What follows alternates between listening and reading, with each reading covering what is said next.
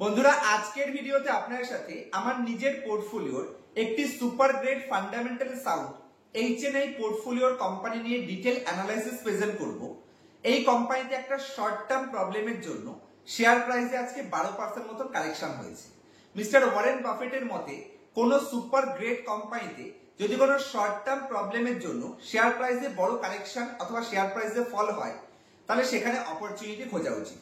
Same ভাবে এই কোম্পানিতেও এই যে আজকে একদিনের ট্রেডিং সেশনে কোম্পানি 12% ডিসকাউন্টে এসেছে, আমি মনে করি লং টার্ম ইনভেস্টরদের জন্য এখানে বিশাল বড় একটা ভ্যালু অপরচুনিটি ক্রিয়েট হয়েছে। কোম্পানিটার শেয়ার প্রাইসে কেন ফল হয়েছে এবং কেন এই ফলটাকে শর্ট টার্ম কারেকশন হিসেবে অপরচুনিটি হিসেবে দেখা উচিত সেই পয়েন্টসগুলো আপনার সাথে প্রেজেন্ট করার চেষ্টা করব। তবে ভিডিও শুরুতেই ক্লিয়ার করে দিচ্ছি, যে কোম্পানিটা নিয়ে আজকের ভিডিওতে আপনার সাথে অ্যানালাইসিস প্রেজেন্ট করব এই কোম্পানিটা নিয়ে আমার ডিসিশন কিছুটা বায়াসড হলেও হতে পারে, কারণ এই কোম্পানিটা আমি আমার নিজের পোর্টফোলিওতে ওন করি এবং অলরেডি এই কোম্পানিতে আমি বড় অ্যালোকেশনের সাথে ইনভেস্টেড রয়েছি। আমার অ্যানালাইসিসের সাথে যদি আপনার অ্যানালাইসিস ম্যাচ করে তারপর নিজের ফিনান্সিয়াল অ্যাডভাইজারের সাথে কনসাল্ট করে তারপরে ইনভেস্টমেন্টের ডিসিশন নেবেন। আমার কথা শুনে কোনো ধরনের ইনভেস্টমেন্টের ডিসিশন নেবেন না। এখানে কোনো ধরনের বাই অথবা সেল রিকমেন্ডেশন হিসেবে কিন্তু ভিডিওটিকে তৈরি করা হচ্ছে না। কেন আমি মনে করছি এই কোম্পানিতে লং টার্ম ওয়েলথ ক্রিয়েশনের অপরচুনিটি ক্রিয়েট হয়েছে সেই পয়েন্টসগুলি আজকের ভিডিওতে আপনার সাথে কভার করব।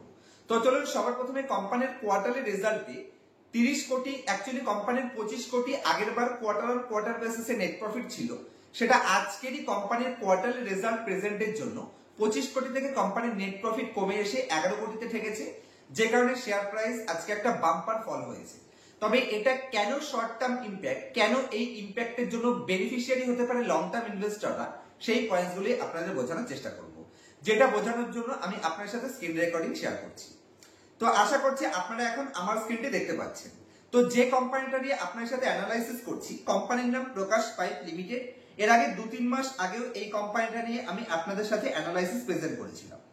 আজকে যদি আমি কোম্পানির কোয়ার্টারলি রেজাল্টে আসি তাহলে এখানে ভালো করে দেখুন, যদি আমি কোম্পানির টোটাল রেভিনিউ ফ্রম অপারেশন দেখি তাহলে এটা হচ্ছে কোম্পানির ইয়ার অন ইয়ার বেসিসে অ্যানালাইসিস করছি, যেখানে আগের বছরে, আর আগেই বলে দিচ্ছি এই যে টোটাল ডেটাটা রয়েছে এটা ল্যাক্সে দেওয়া রয়েছে, তো এটাকে আপনাদের ক্রোরে কনভার্ট করে দিতে হবে। তার মানে লাস্টের দুটো ডিজিটকে যদি আমি বাদ দিয়ে দিই তাহলে এটা ক্রোরে কনভার্ট হয়ে যাবে। সেই হিসেবে যদি আমি কোম্পানির টোটাল রেভিনিউ ফ্রম অপারেশন দেখি, যেটা এর আগের বছর মানে মার্চ 2024-এ 164 কোটি কোম্পানির রেভিনিউ ছিল, যেটা ইনক্রিজ হয়ে 182 কোটিতে গেছে। তো ইয়ার অন ইয়ার বেসিসে কোম্পানি গ্রোথ দেখিয়েছে তার রেভিনিউতে, কিন্তু যদি আপনি কোয়ার্টার অন কোয়ার্টার বেসিসে দেখেন তাহলে এখানে সামান্য পরিমাণে ডাউন হয়েছে, যেটা আগের কোয়ার্টারে 192 কোটি ছিল সেটা রিডিউস হয়ে 182 কোটি করেছে, কিন্তু কোম্পানির ইয়ার অন ইয়ার বেসিসে কিন্তু একটা ভালো গ্রোথ রয়েছে। কিন্তু কোম্পানির প্রবলেম যেটা হয়েছে অ্যাকচুয়ালি কোম্পানির নেট প্রফিট। এখানে যদি আমি কোম্পানির নেট প্রফিটে চলে আসি, আপনারা 9th ডেটাতে দেখতে পাচ্ছেন যেখানে আগের বছরে কোম্পানির নেট প্রফিট ছিল 25 কোটি, সেটা রিডিউস হয়ে কোম্পানি অর্ধেকেরও কম করে ফেলেছে, 61% মতন কোম্পানির নেট প্রফিট ডাউন হয়েছে।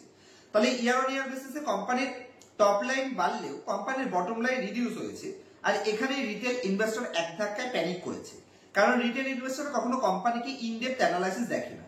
দেখুন যদি আমি উপর থেকে দেখি তাহলে মনে হচ্ছে যেন বিশাল ড্রাস্টিকলি এখানে কোম্পানির নেট প্রফিট ডাউন হয়েছে।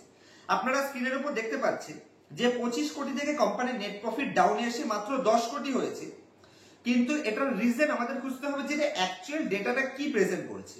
ভালো করে দেখুন, আমি যদি এখানে কোম্পানির এক্সপেন্সের মধ্যে আসি, একটু ওয়েট করুন আমি আপনাদের ডেটাটা দেখাচ্ছি। এখানে দেখুন কোম্পানির কস্ট অফ ম্যাটেরিয়াল যদি আমি দেখি তাহলে কস্ট অফ ম্যাটেরিয়াল যেখানে কোম্পানির আগের বছরে 110 কোটি ছিল, লাস্টের দুটো ডিজিট এখান থেকে আমাকে বাদ দিতে হবে, তাহলে এখানে হচ্ছে 110 কোটি। তাহলে কোম্পানির আগের বছর থার্ড কোয়ার্টারের কোম্পানির FY24-এ কোম্পানির ম্যাটেরিয়াল কস্ট ছিল 110 কোটি, সেটা ড্রাস্টিকলি ইমপ্রুভ হয়েছে মানে বেড়েছে। তো ম্যাটেরিয়াল কস্ট যেহেতু কোম্পানির 20 কোটি বেড়ে গেছে, যে কারণে কোম্পানির নেট প্রফিট ডাউন দেখাচ্ছে। বাদবাকি কিন্তু কোম্পানির সমস্ত ডেটাই ফার্স্ট ক্লাস রয়েছে। এবং এখানে যদি আমি কোম্পানির আদার ইনকাম দেখি তাহলে আদার ইনকামে কিন্তু একটা চেঞ্জেস হয়েছে। দেখুন যেখানে কোম্পানির আগের বছরে আদার ইনকাম ছিল 47 কোটি, না সরি অ্যাকচুয়ালি 4 কোটি, এটা ক্রোরে কনভার্ট করতে হবে।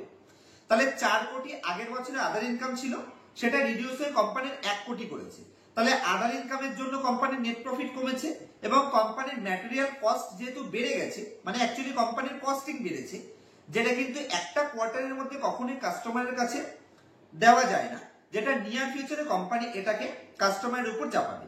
তো ডেফিনেটলি নিয়ার কোনো কোম্পানি যদি ম্যাটেরিয়াল কস্ট বেড়ে যায় তাহলে ইমিডিয়েটলি সেটাকে পাস আউট করা যায় না।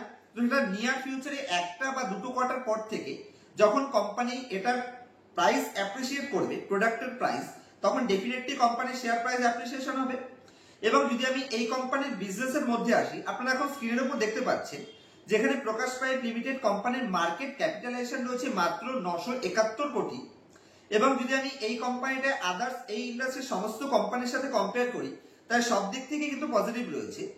এই ইন্ডাস্ট্রির মধ্যে কোম্পানির মার্কেট ক্যাপিটালাইজেশন একদম ছোট রয়েছে, কিন্তু যদি আপনি কোম্পানির রিটার্ন রেশিও দেখেন ROCE এবং ROE, যেটা এই ইন্ডাস্ট্রির সব থেকে হাইয়েস্ট, মানে company actually profit making company এবং ইন্ডাস্ট্রির সব থেকে টপ লেভেল প্রফিট করছে। শুধুমাত্র একটা কোয়ার্টারে ইয়ার অন ইয়ার বেসিসে এই কোম্পানির অপারেটিং প্রফিটে একটু প্রবলেম এসেছে, কারণ কোম্পানির অ্যাকচুয়ালি কস্ট বেড়ে গেছে, র ম্যাটেরিয়ালের কস্ট বেড়েছে। তো সে কারণে কিন্তু কোম্পানির share price short term impact হওয়ার কথা, কিন্তু শেয়ার প্রাইস দেখুন একদিনে 12% ডাউনে চলে এসেছে।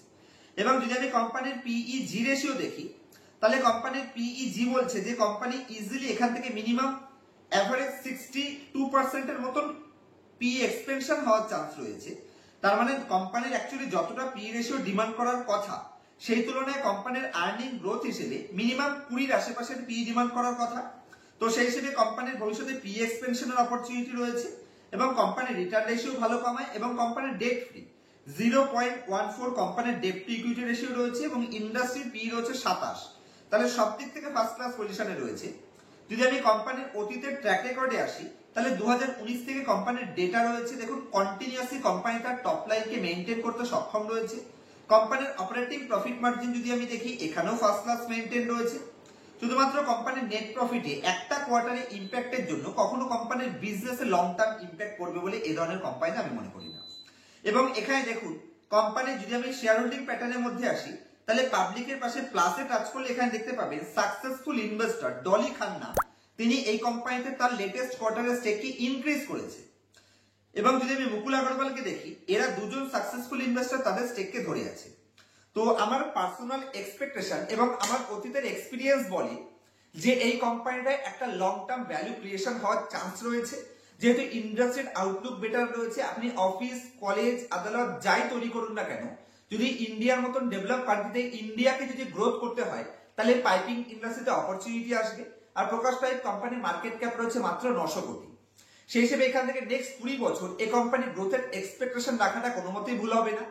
এবং যেহেতু কোম্পানির মধ্যে একটা গ্রোথও রয়েছে, তো ডেফিনেটলি আমি মনে করি এই কোম্পানিটাকে ধীরে ধীরে এখান থেকে অ্যাকুমুলেট করা উচিত। লাস্ট 2-3 মাস ধরে যারা এই কোম্পানিতে অপরচুনিটি খুঁজছিলেন, কোনো ডাউটে না পড়ে যদি আপনি মিনিমাম কোম্পানিটাকে 3 বছর হোল্ড করার মতন ক্ষমতা রাখেন, অবশ্যই এই কোম্পানিতে ধীরে ধীরে ইনভেস্ট করা যায়। এটা আমার পার্সোনাল ওপিনিয়ন। কোম্পানির ফান্ডামেন্টাল এবং কোম্পানির ভ্যালুয়েশন অন্ততপক্ষে সেই সাইনটাই আমাদের সামনে রাখছে। তো আমি আমার পার্সোনাল ওপিনিয়ন আপনার সাথে শেয়ার করলাম। অবশ্যই ইনভেস্ট করার আগে নিজের ডিউটিজের করে নেবেন এবং নিজের ফিনান্সিয়াল অ্যাডভাইজারের সাথে কনসাল্ট করে তারপর ইনভেস্ট করবেন। এবং যদি আপনার কাছে কোনো ফিনান্সিয়াল অ্যাডভাইজার না থাকে, যদি কোম্পানি আমার অ্যানালাইসিসের সাথে আপনার অ্যানালাইসিস ম্যাচ করে, যদি আপনার মনে হয় যে পুষ্পেন্দ্রের অ্যানালাইসিস ঠিক আছে, তাহলে অবশ্যই আপনারা আপনাদের অ্যালোকেশন মেইনটেইন করবেন। কোন মতেই একটা কোম্পানিতে যেন 3 থেকে 4% এর বেশি অ্যালোকেশন না হয়, সেটা মেইনটেইন করে ইনভেস্টমেন্টের ডিসিশন নেওয়া যায়, এটা আমার ওপিনিয়ন। আজকের মতো এই অবধি রাখবো। যদি আপনারা পার্সোনাল ক্লাস করতে ইচ্ছুক থাকেন, স্ক্রিনের উপর দেওয়া মোবাইল নাম্বারে আমার সাথে কন্ট্যাক্ট করতে পারেন। কিভাবে কোম্পানি সিলেকশন করতে হয়, কোন কোম্পানির ভ্যালুয়েশন কি করে বের করবেন, কোন কোম্পানির ডেটা ম্যানেজ করছে সেটা কি করে আইডেন্টিফাই করবেন, কোন কোম্পানির এক্সট্রিমলি অ্যাডভান্স লেভেল ভ্যালুয়েশন কি করে বের করবেন, জিরো থেকে এক্সট্রিমলি অ্যাডভান্স সমস্ত points A to Z analysis আমি পার্সোনাল ক্লাসের মাধ্যমে শিখিয়ে থাকি। কোনো ধরনের ইনফ্লুয়েন্স হবেন না। যদি মনে করছেন স্টক মার্কেট নিয়ে সিরিয়াস এবং ইনডেপথ অ্যানালাইসিস শিখতে ইচ্ছুক, তাহলে অবশ্যই কন্ট্যাক্ট করতে পারেন স্ক্রিনের উপর দেওয়া মোবাইল নাম্বারে। এবং যদি এখনো পর্যন্ত ইনস্টাগ্রামে এবং ফেসবুকে আমাকে ফলো না করে থাকেন, মার্কেট আওয়ারের মধ্যে কিছু ইম্পর্টেন্ট আপডেট সেখানে আমি দেওয়ার চেষ্টা করি। যদিও লাস্ট 10-12 দিন ধরে কিছুটা ব্যস্ততা থাকার জন্য আমি সেখানে কিছু আপডেট দিতে পারছি না। আমি ইমিডিয়েটলি হায়দ্রাবাদে ফিরে 2-3 দিনের মধ্যে হায়দ্রাবাদে ফিরে আমি সমস্ত আপডেট সেখানে দেওয়ার চেষ্টা করব। আজকের মতো এই অবধি থাকবে, দেখা হবে নেক্সট ভিডিওতে। ততক্ষণ পর্যন্ত হ্যাপি ইনভেস্টিং, হ্যাপি ট্রেডিং।